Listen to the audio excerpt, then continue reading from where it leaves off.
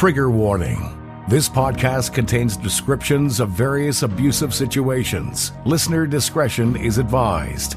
You are listening to the Preacher Boys Podcast, a podcast shedding light on decades of mental, physical, and sexual abuse within the independent fundamental Baptist movement. The testimonies shared on this podcast are told from the personal experience and perspective of the survivors. Not all legal outcomes are known or final. Any suspect is presumed innocent until proven guilty in the court of law. Now, here is your host, Eric Skwarczynski. When I started the Preacher Boys podcast, one of the things that I didn't expect to come up was conversations around chronic illness. Chronic illness is something that many survivors of trauma experience every single day, and many of you have asked for me to cover this on my podcast. Now, I'm certainly not an expert on the topic, so I brought in someone who is. I'm joined today by Dr. Kylie Burton. She grew up in Utah and attended Southern Utah University, where she took a nutrition class and fell in love with how food impacts our health. In 2012, following a study abroad trip to Japan, she graduated with her bachelor's degree in nutrition. She was introduced to chiropractic and functional medicine the year following undergraduate school. She was mesmerized by the unique approach this type of medicine provided to patients and saw firsthand the impact it had on their health and lifestyle. Thus began her journey to becoming a chiropractor with a functional medicine specialty. In March of 2017, she graduated from the University of Western States with her Doctorate of Chiropractic, becoming a doctor and a mother in the same week. 6 months after completing her doctorate, she and her husband became parents, and she finished her certificate in functional medicine from Functional Medicine University, or FMU. Together, chiropractic and functional medicine provide her with powerful healing tools and a knowledge base that brings the future of medicine to her patients today. I'm so excited for you to hear our conversation. She was a wealth of knowledge and really just education on today's episode, and I know you're really going to appreciate it. If you've been asking for this topic, be sure to grab a piece of paper and a pen and take some notes. There's some fantastic insights throughout today's episode. Without further ado, let's get into my interview with Dr. Kylie Burton. All right, everybody, welcome back to the Preacher Boys podcast. Kylie, thank you so much for joining me on the show today. Yeah, thanks for having me. Yeah, really excited to chat. And I was telling you right before we hit record, when I started a show about clergy abuse, I wasn't thinking about chronic illness, but that's something that has come up time and time again from the audience. They want to know more about this. There's a lot that are suffering from chronic illnesses. And like any area where I'm not an expert, I want to bring experts on to talk about it. So first of all, let's just get to definitions. Like for someone who doesn't know, because I was one of these people just a year and a half ago, what is a chronic illness? How is that described? There's a lot of different versions of it, but a chronic illness is either one, a diagnosis, or two, I'm just not feeling like myself. My labs keep coming back normal, but yeah, I know something's wrong. So, and that's really my specialty. Well, we can cover both because people who have a diagnosis and they've been following the Western medicine route, they're just managing their symptoms. Whereas I would say, okay, somebody like MS, multiple sclerosis, I would say, why is your body attacking your spine? When we can figure out the whys with an S and remove those and get your body into a healthy environment, now we're not managing anything anymore. We're like overcoming stuff. So my big thing is treating beyond the diagnosis. That's what my podcast is called, Beyond the Diagnosis with Dr. Kylie, because I don't care if you have a diagnosis or you don't. If you know something is wrong, I believe you because you know your body is best. And when it comes to chronic illnesses, as a society, we fail. Yeah. And we fail in the functional medicine, the alternative world, and we fail in the Western medicine world. Yeah. So I've really come up with this framework, which we're going to dive into, about how to read your blood work. Because so many people have labs. We go to the doctors, we get our blood drawn, maybe we'll get a phone call that says, oh, your labs look great. Or the nurse calls and just says, hey, your labs look great. Doc wants to see you again in 6 months. Yeah. Really, what good does that do? So if you have something that you know is off inside your body and yet no one's listening, I'll listen. Yeah, that alone is probably extremely encouraging for people who I know firsthand. I've talked to many people that listen who have had that call. Your labs look good. What are you talking about? Or the doctor that says you're fine. Everything looks good. Take some antidepressant. This will fix you. Oh, it's because you're a mom. Go sleep some more.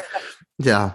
I'm kind of curious because one thing, you don't tear down doctors. Like for you, a lot of it is just there's not been a lot of resources given to doctors to really address these things. And the industry, the medical industry itself has kind of failed equipping doctors to handle these sorts of things. So why do people fail in how they handle them and approach them?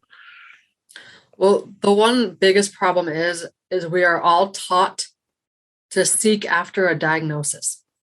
Like a diagnosis is going to be our answer, right? So think about it. How many women do you know are diagnosed with fibromyalgia? I don't know. You probably know a lot of them. They just don't come out and say it. Right? So fibromyalgia, the top 3 things for that are chronic fatigue, insomnia, pain. Really, all that is we have no idea what's causing your symptoms. So let's throw on this diagnosis. Here, try Lyrica and see if that helps at all. And we'll see you back in 12 months. The training doctors are provided, and even the training in the alternative world. I'm not going to exclude that. There's a reason why I have a mastermind and I educate physicians of all backgrounds now. Because in the alternative world, supplement companies, they are the primary source of training. Yeah. Supplement companies are no different than pharmaceutical companies. Money drives everything. Yeah. So people are always shocked, like, wait, I don't have to be on supplements for the rest of my life? I mean, you can if you want to be. Right. But again, it's no different than taking a medication for the rest of your life. No. We've just trained it in our brain to think otherwise. So the training on both sides is not good. So people are always shocked. I'm a chiropractor. I don't own a chiropractic table. I think I've adjusted 25 times in my entire life. I did this entire 4-year program. Awful, horrendous, take 30 credits, take 22 exams in a week kind of thing. It's intense. And then I don't even use any of it, which is the case in most careers. Like if we really think about it, how much do we actually transfer what we learned to get an expensive piece of paper into our field, whether it's engineering, teaching, whatever it is. Yeah. So it's really the educational system that's failing us all. And then, like I said, we're taught and we're trained that the answer comes in a diagnosis. So what about those people who don't ever receive a diagnosis? Yeah. And that's really my specialty is, you get told your labs are normal. They might be normal, but that doesn't mean they're ideal. Mm-hmm. And the way we're taught to read labs is if the lab doesn't show or confirm that you have this diagnosis, then I really don't know what to do. Mm-hmm. So if someone's like, I have aches and pains and all in my joints, they're getting tested for rheumatoid arthritis and fibromyalgia, who knows what else, but the lab tests come back negative. Now it's like you have all these symptoms, but the lab test doesn't follow it. So the doctor just looks at you and says, "Here, take this antidepressant, it will help." Mm-hmm. Yeah. Whereas if we can say, okay, here's that normal lab range, the one that we're all getting so frustrated with. I literally posted a video on TikTok last week, and it was this. I'm just curious. How many of you have been told your lab or your blood work is normal, yet you know something's not right? Mm-hmm. Yes or no? 150,000 views later, 2,000 comments. Yes, me. Like it's so rampant. And then tons of people were like, oh, every American woman out there, and even a lot of men now too. It's just women get blamed on, oh, it's motherhood, go take a nap. But, I want to pause really quick because that's something that obviously I don't relate to, but I hear that often. And especially, again, a lot of listeners of the show, I think 80% are female. And that's a very common thing. My doctor doesn't listen to me, or I feel like as a woman, my voice isn't heard. Do you see that being a real situation within the medical field? Like, because sometimes I hear things like that, and it's, again, I've never had a negative experience. So I'm like, oh, the doctor knows what they're supposed to do. They're going to tell you. And the doctors, we're supposed to trust them. Yeah. Like if I say, oh, something hurts, and the doctor says, no, it doesn't. Okay. Like, I guess it doesn't hurt. So is that a real issue? And do you feel like there's been any improvement as more people have gotten vocal about this? Has there been any improvement in the medical community and addressing, female patients or listening, as opposed to just looking and then walking away? I personally know a lot of colleagues who have left their Western medicine practice. Mm-hmm. I know one right off the top of my head. She's an OBGYN. She has a license in 27 states. That's a lot of work. Yeah. She is finally like, I'm sick and tired of doing hysterectomies and delivering babies. Mm. She loves the delivering babies part, but she's like, I get so many people better doing functional medicine than I ever did giving them out birth control and removing their ovaries or uterus, I should say. No. So there's a lot of, especially the last 18 months, 2 years, who are transitioning out of, okay, we're done. We're burnt out. Many other reasons. I'm going to risk everything, because you're risking a safety salary, a 9-to-5 job, your word, your name, everything, to go out to, now I have to become an entrepreneur.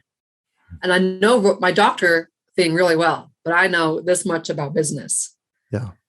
So then it's another struggle, because now we have all of these incredible individuals who are trained to really help people find what's causing their symptoms, but yet nobody knows about them because the business aspect is difficult. Right. Yeah. And then we have insurance jumping down our throats. And insurance, to be honest, if we are going to keep going through insurance, we are not going to change our course, because insurance wants us all on pills, managing symptoms, and they're going to dictate what labs and what treatment can be provided, which is beyond me. Yeah. They didn't go to the doctor. They didn't go to medical school. So why do they get the final say in what is happening? So really, we have to break out of two paradigm shifts, and we have to stop chasing a diagnosis, for one, and two, you have to bust out of the insurance paradigm. Obviously, the insurance one is something that's far out of a lot of our control. But I want to go back to treating without a diagnosis, because it just thinking through it, it's easy for us to wrap our minds around the idea that, look at this paper, something's wrong. Here's how we're going to attack that one thing that we can see in your blood work or your labs. When it comes to something that's not showing up, how do you go about attacking that? Because there's not this objective goal here. There's not this thing of saying what again, you've kind of pointed to is what they look for is something very obvious to go, oh, there's something very bad right here. We're going to go after it. Liver disease, cancer, kidney disease, right. Whatever diagnosis they can find. And if they can't, where do you turn? Yeah. So where do you turn? You asked the question better than I could. I have a 4-step framework. And this goes for anybody, diagnosis or not, because what we're thinking about is, let's take our unhealthy body and let's get it into a healthy environment. Now, so many of your listeners have suffered trauma, big T trauma, little t trauma, doesn't matter. Now, you can do all the physical stuff all day long. I have a book coming out on March 1st. It's called Why Are My Labs Normal?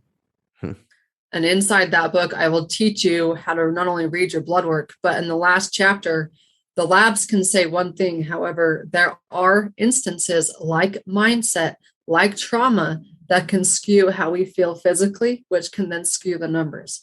When I first got started, I was like, oh, I'm going to have to remove all of these bad foods from people's diet and then just focus on the physical stuff.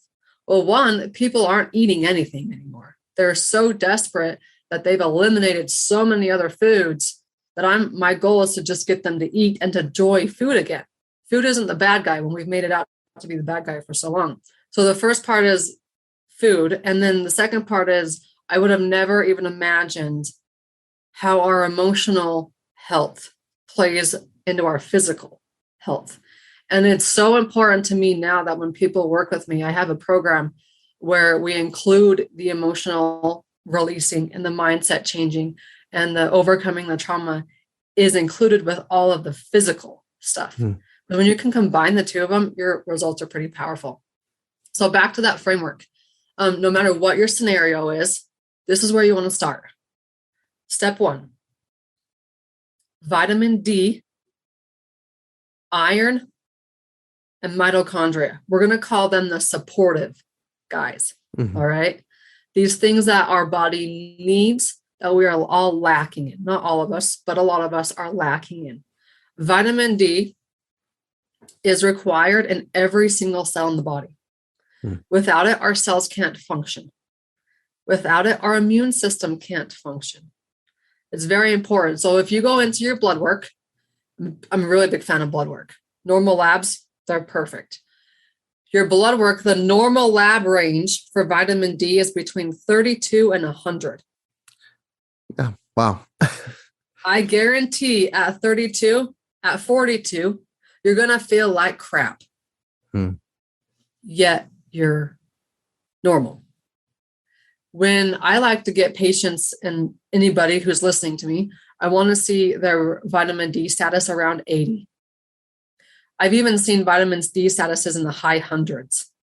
And their doctor was like, oh my gosh, get off vitamin D. Like, stop taking. No, I have yet to find research on the toxicity level of vitamin D. I have yet to see patients with vitamin D toxicity.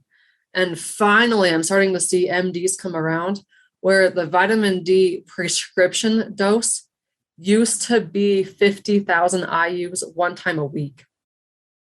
That's still not going to cut it. I'm finally seeing prescription doses given out at 50,000 IUs per day. Yeah. And so for vitamin D, just start there. Jack it up. I promise you'll feel better. Step 1. And for vitamin D, would you recommend doing like a supplement, or is it something where like just, naturally, trying to put yourself in places to be able to get it? I have seen labs from Florida, from the Caribbean, from Australia, I've seen them all from these quote warm environments year round, where we're expecting it to get sunshine and hence vitamin D all year round. I have rarely seen a vitamin D status that's good from that. And when I say good, I'm talking like over 50.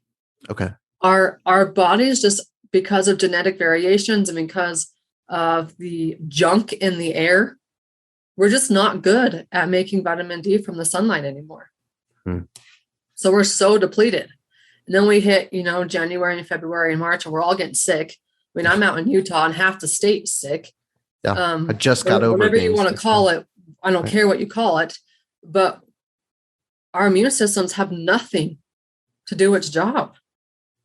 So supplementation, I highly recommend it. Just don't go grab the Walmart supplement because it's going to be a lot different than a high quality vitamin D. The one I recommend is called DV3. That's from Systemic Formulas, and you can get that on my website. But perfect. It's really, really, really, really important. Like if you're like, I'm a hot mess, I have nowhere to begin, just start with vitamin D. Gotcha.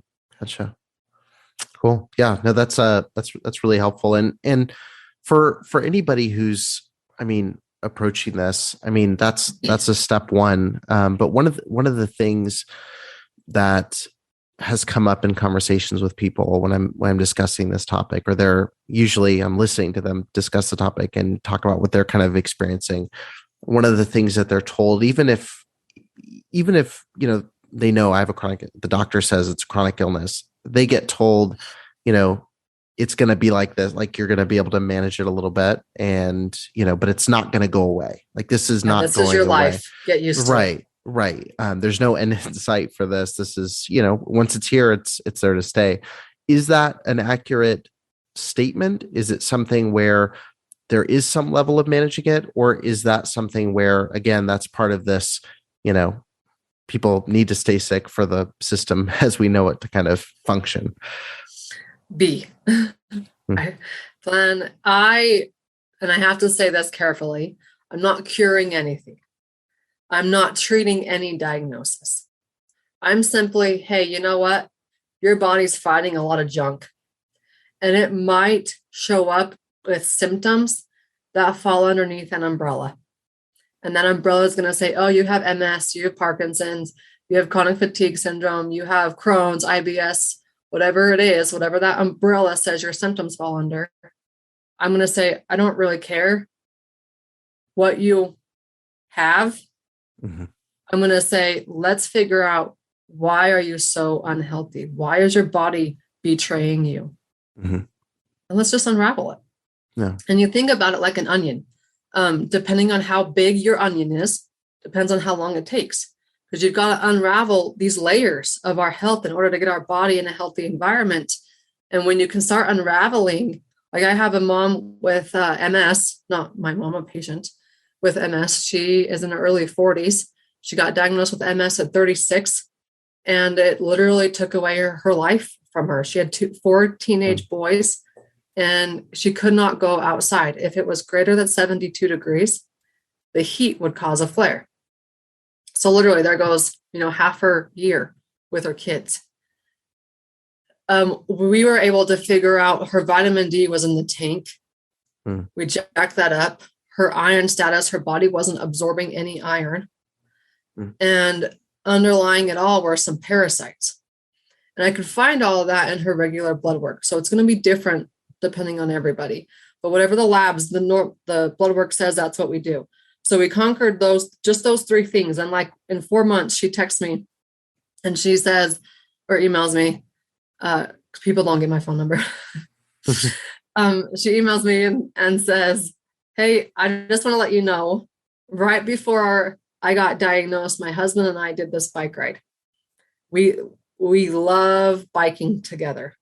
And it was one of those 100-mile bike rides. She says, I have never felt so depleted in my life. Like I've given natural births 4 times. She had natural births 4 times. She says, I was in more pain than those natural births. Wow. And I had just given up on my body. Like, this is how my life's going to be. I don't even know if I want to live. Kind of given up. Because she emailed me that day, it was right after she did another bicycle ride with her husband. And she said, I didn't even train at all. And I felt better crossing that finish line than I have my entire life. I had so much energy. I got an email back from her again last week. She's now been going on 14 months with no MS infusions. And again, continues to feel better and better and better than she ever has, remembering her entire life. Now, am I treating MS? No. I'm just simply getting her body healthy. And as we get her healthy, the MS symptoms go away. Now, as far as a cure is concerned, she would have to go get an MRI. They'd have to check the scans, see what the scans say to see if it was technically cured. But if she's symptom-free and she's living her best life,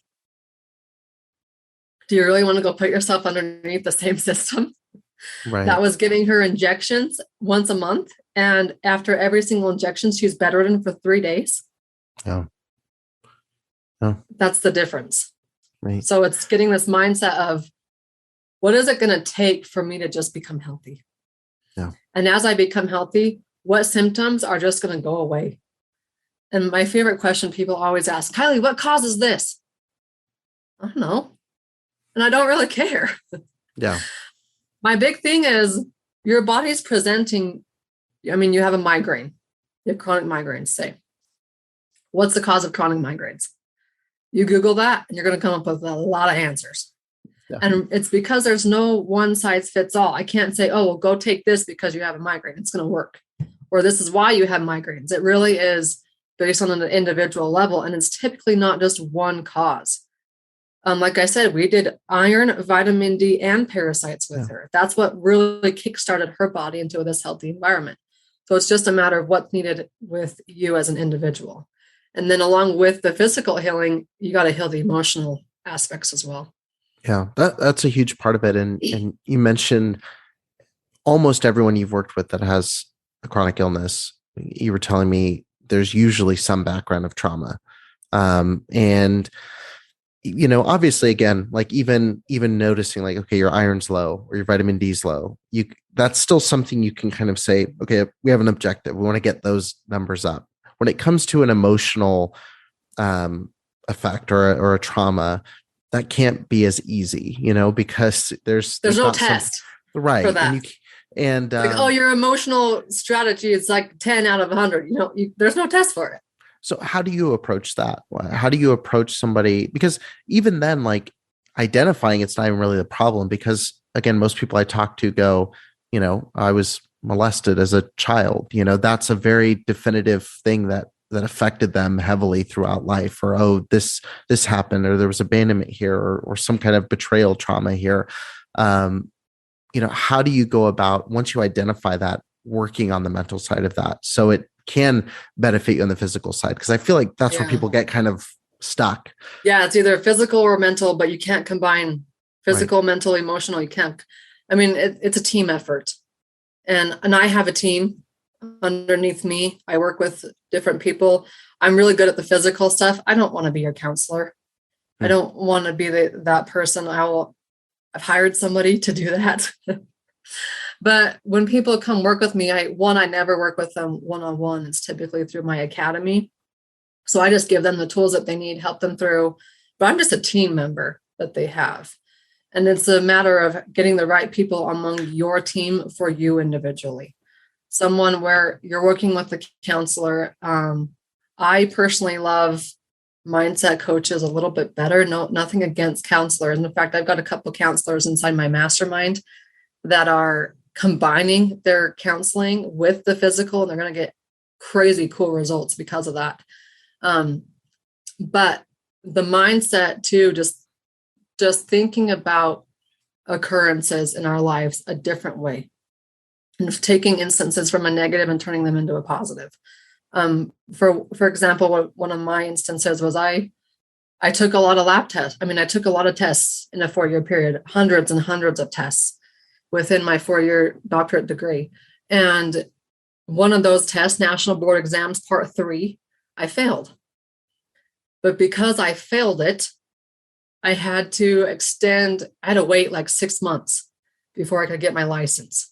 Jeez. Which totally put all of my plans to start my own practice on the back burner. Well, I also happened to get pregnant at the same time. And I lost that baby like at 20 weeks in. Mm-hmm. So I don't know if you guys want to call it God or divine or whoever you want to believe in.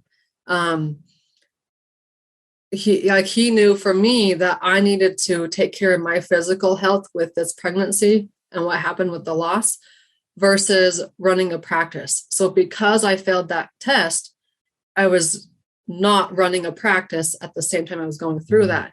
Now I went back and took that test. It was my best test score probably of my entire 4 years. But you just have to take those instances and say, you know what? Yeah, that sucked, but I'm a better person because of it.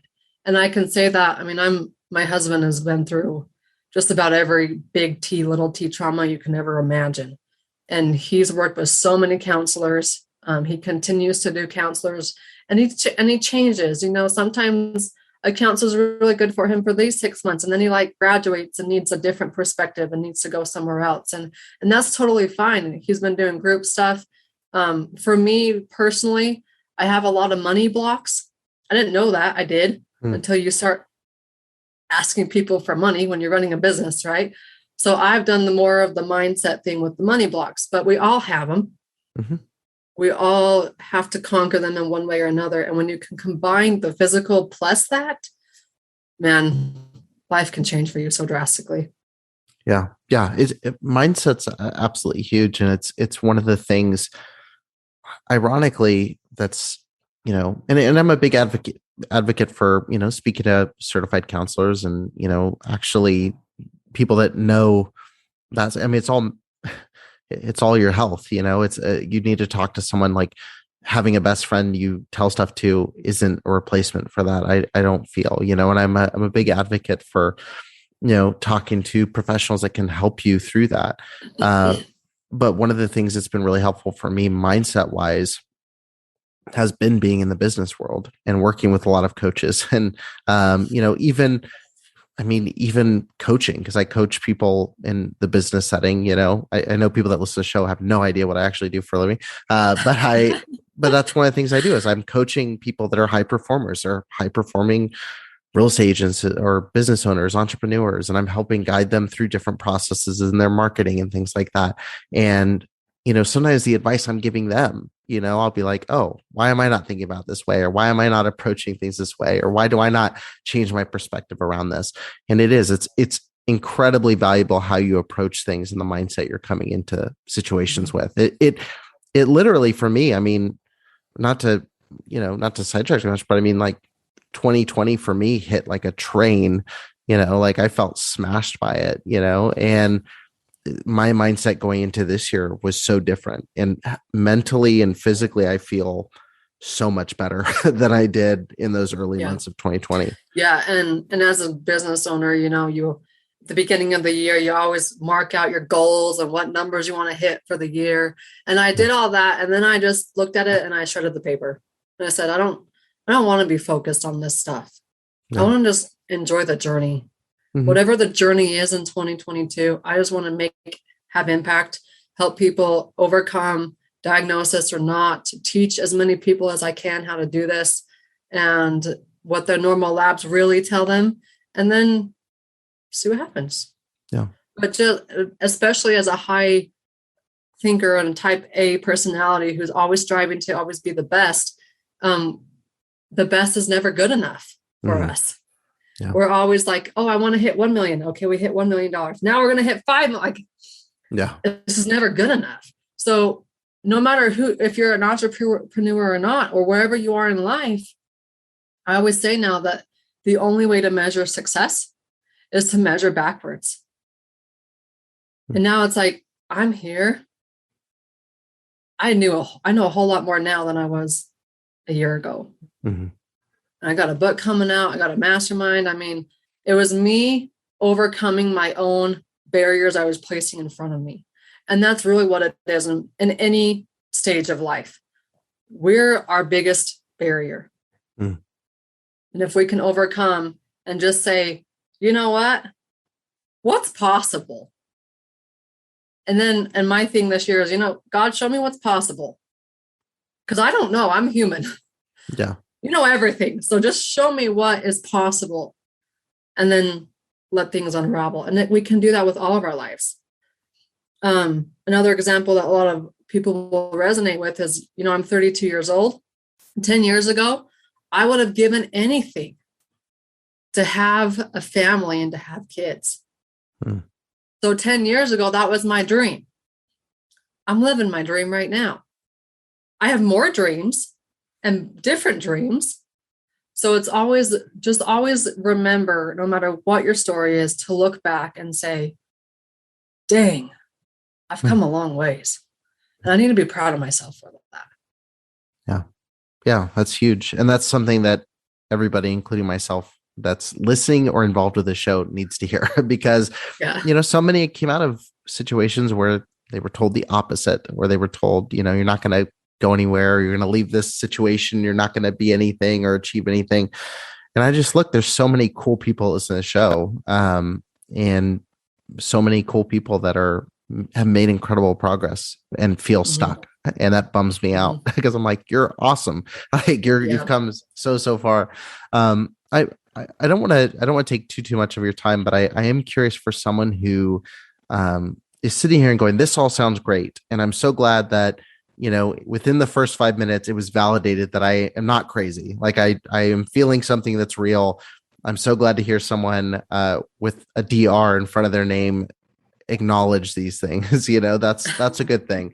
But they're going, I haven't even had labs done. I haven't even had a blood test done. I haven't even taken those first steps. I don't know what to do here. Where should someone get started in, they're saying, I feel like crap. I don't know what's wrong. What should their first steps be?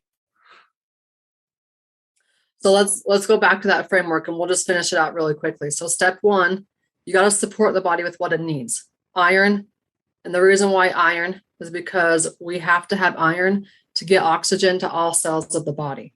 Without oxygen, our cells are not going to do their job. Liver cells, kidney cells, adrenal cells, nervous system cells, like they require oxygen, and they require iron to get the oxygen to them. So iron is very, very important. Vitamin D, mitochondria, we won't get into that. Step number 2 is your body fighting a low-grade infection? And I've seen thousands of labs. 95% of people are fighting infections. These are low-grade chronic terrifying. Infections. Yeah. That we just aren't overcoming. Someone with chronic fatigue, if I were to ask them, hey, were you ever diagnosed with Epstein-Barr virus? Do you remember ever hearing that as a teenager or youth?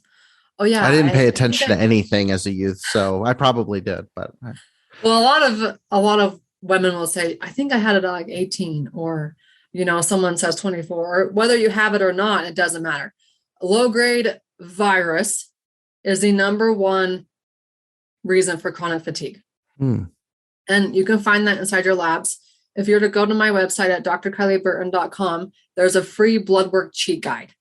So it will walk you through this format on the steps, plus teach you, okay, now you know what step you're at.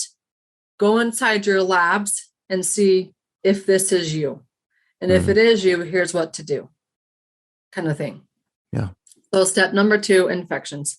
And step number 3, now we can get into the hormones. So many people will say, well, my hormones are off. My thyroid is off.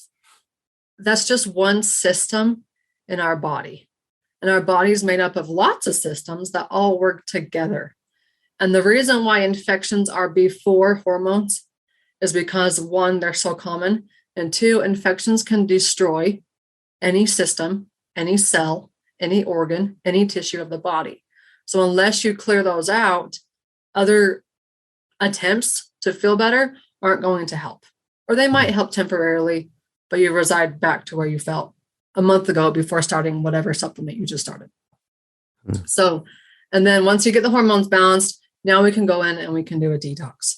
And we got to do a detox done right if it's necessary. So that's the 4 steps of getting you from a unhealthy environment inside your body to a healthy environment.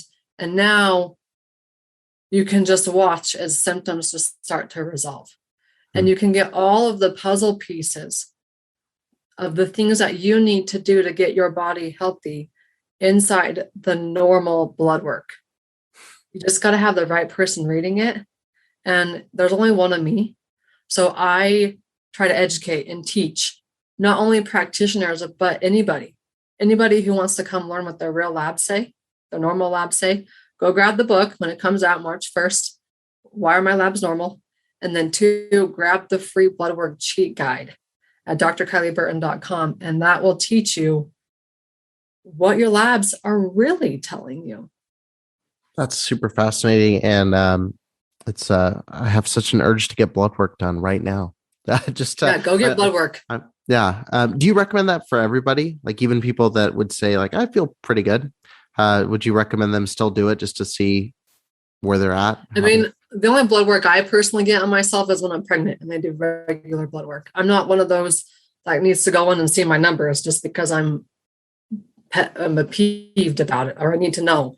And some people will say, well, I need to have labs every 3 months. Like there's extremists and then there's a happy balance. Yeah. Some people will say, well, I don't have a doctor. Who do I go for to get labs? You can find any primary care doctor around you, and you can just go to your general and ask them for like a general physical, and then tell them the list of labs you want. Or you can bypass all that now, and you can actually have labs shipped straight to your house. And then you just do like a finger prick to get the blood sample, and then you ship them over to the lab, and they'll give you the results. Gotcha. So there's a lot of different methods now to get blood work in labs. And the more labs you get, the better, because that's just more puzzle pieces. Gotcha. Yeah, it's really interesting. I definitely think there's going to be a lot of people who are listening to this that are going to want to check out that book. And I know there's, yeah, like I said, even for myself, there's there's been so many things over the last 2 years where I'm like, with the fatigue, with the amount of stress, and again, it's a lot of stuff that I can pinpoint. Oh, it's that. But when it comes to actually addressing it, that's a big question mark that hangs over, my head. And I know many others' heads who are dealing with extreme things, like Crohn's disease or, a variety of long laundry list of things that people are experiencing. Before we close out the episode, I mean, like I said, you're the expert. I don't want to miss a question that I should have asked because I didn't go to any schooling for this. Is there anything that I didn't ask that you get questions about a lot that you think would be helpful to kind of the audience I've described to you? The number one question I always get is, what lab should I ask for? So if you're listening, take good notes, write this down. CBC with differential. And just write it down. Your doctor will know exactly what to do. Or when you get online to order a lab test, you'll know what to click and what to order. So the CBC must include a differential. That's number one. Number two is a complete metabolic panel. And these are all standard blood tests that you might have to be a little bit pushy for, but be pushy and then make your insurance pay for it. Most of the time they will, but just do what you need to do to get the puzzle pieces that you need. Number three is a lipid panel. So things like cholesterol, triglycerides, HDL, LDL. Number four is a iron panel. And I've gone to battle with some doctors over this iron panel. Just get it. I promise. Get it. Iron panel. Number five, thyroid panel. And that thyroid panel at a very minimum should include TSH, free T4, free T3, TPO, and TG antibodies. Thyroid minimum panel. Then you always want to get vitamin D, blood glucose, A1C, and this marker known as HSCRP. That is an inflammatory marker. So that's like the list of labs. You're like, whoa, Kylie, that's a lot of labs. But really, it's basic blood work. And if you don't get those labs, you are missing puzzle pieces to your health story. Gotcha.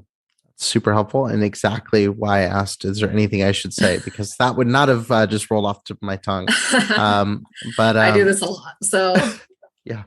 But no, thank you so much for taking the time to do this and for being willing. When I reached out to you with the topic of my show, there's part of me that's like, she's just going to throw straight to the spam or the trash, like, what does this have to do with what I do? But it really is. This is something that it's been asked for a ton. I know this will probably be one of the most tuned in episodes based on how many people have been asking for it.